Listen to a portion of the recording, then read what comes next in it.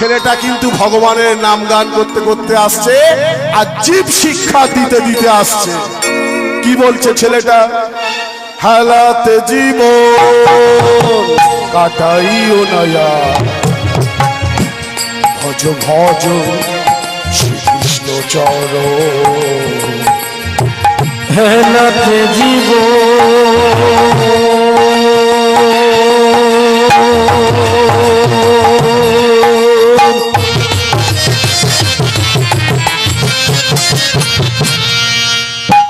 হেলাতে জীবন কাটাইও না, ভজ ভজ শ্রীকৃষ্ণ চরণ।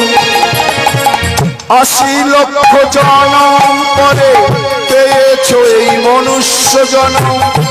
৮০ লক্ষ জনম পরে পেয়েছ মনুষ্য জনম।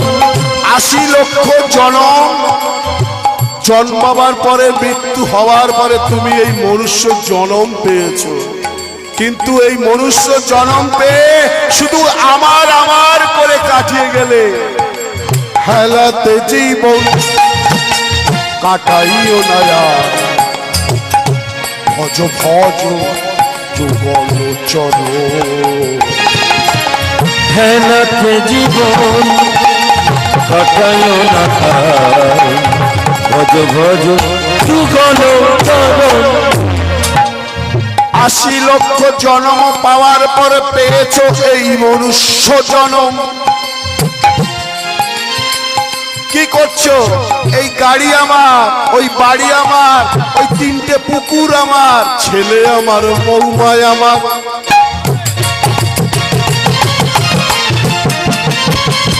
সব যদি তোমার, তুমি কি কোনোদিন চিন্তা করে দেখেছো তুমি কার? ওই যে মৌচাকে যেমন মাছি সংগ্রহ করে রাখে মধু,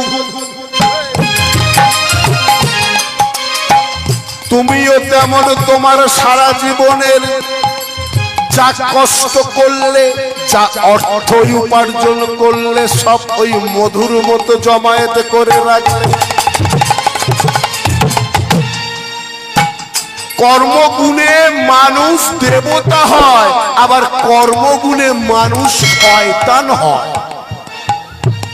সেই যে বিদ্যাসাগর, নেতাজি সুভাষচন্দ্র বসু, কত নাম বলবো, ক্ষুদিরাম,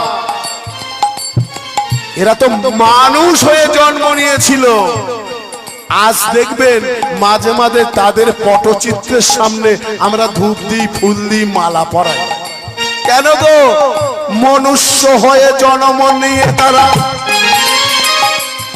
এমন কর্ম করে গেছে, তারা দেবতার পরিচয় রেখে গেছে। আর তুমি কি করছো? শুধুই আমার আমার করে চলে গেলে। মায়েরা কি করে জানেন? কলে যায়, 10 মিনিটের জন্য বলে কলটাও আমার, হ্যান্ডেলে হাত দিয়ে দেখ, কলটা আমার, আগে আমি জল দেবো। বেশ, সব তোমার, ছেলে তোমার, বৌমা তোমার, স্বামী তোমার, বাড়ি তোমার। তা তুমি যখন মারা যাবে এরা কি তোমার সঙ্গে যাবে? না, যাবে না। তাও শুধু আমার আমার আর আমার। তাই তো বলি, তুমি এমন কর্ম করে যাও না কেন। উত্তর পাড়ার একজন মারা গিয়েছে ভদ্রলোক, দাহ করতে যাবে, 4টে 5টা ম্যাটার হয়ে যাচ্ছে, সবাই কান্নাকাটি করছে, শ্মশানে যাবে বলে কান্নাকাটি করছে। কেন? এত ভালো লোক, স্কুলটা হবে জমিদান করেছিল, ওই খেলার মাঠটা হবে ওই জায়গাটা দান করেছিল, কত অনাথ শিশুদের জন্য কত খরচ করেছিল। আর দক্ষিণ পাড়ায় একজন মারা গিয়েছে, সবাই বলছে ও বেটা মরে গেছে, ভালোই হয়েছে, সারা জীবনে একটা পয়সা বার করে। কর্মগুণে কেউ হয় দেবতা, আবার কর্মগুণে কেউ হয় শয়তান। মায়েদেরকে বলি, সারা জীবন তো রান্নাই করে গেলে, সকাল বিকেল দুপুর সন্ধে শুধু রান্নাই করে যাচ্ছ। কোনদিন কি ভেবেছো তোমার হাতের রান্না যেটা করলে ভগবানের প্রসাদ রূপে গেল কিনা? কারা খেলো? যারা প্রতিদিন খায় তারা খেলো। কোন সাধু গুরু ব্রাহ্মণ বৈষ্ণবকে তুমি কি রন্ধন করে খাওয়াতে পারলে? প্রসাদ দিতে পারলে? পারলে না। তোমার হাতের রান্নাটা কি ভগবানের প্রসাদ রূপে পরিণত হলো? হলো না। মাতা পার্বতী 10,000 বৎসর তপস্যা করেছিলেন। কেন? ভিখারি যোগী দেবাদিদেব মহাদেবকে স্বামী রূপে পাওয়ার জন্য। কেন গো? মাতা পার্বতী ভেবেছিলেন আমি যে রন্ধনটা করব, এই রন্ধনটা সর্বপ্রথমে বৈষ্ণবকে সেবা দেওয়া যাবে। দেবাদিদেব মহাদেব হলেন পরম বৈষ্ণব, আর বৈষ্ণবকে সেবা দেওয়া মানে সেটা ভগবানের সেবায় লেগে যাবে। হেলাতে জীবন কাটাইও না, ভজ ভজ শ্রীকৃষ্ণ চরণ। হেলাতে জীবন কাটাইও না, ভজ ভজ শ্রীকৃষ্ণ চরণ। তাজি ভগয়াসা নামে মকরন্ধে,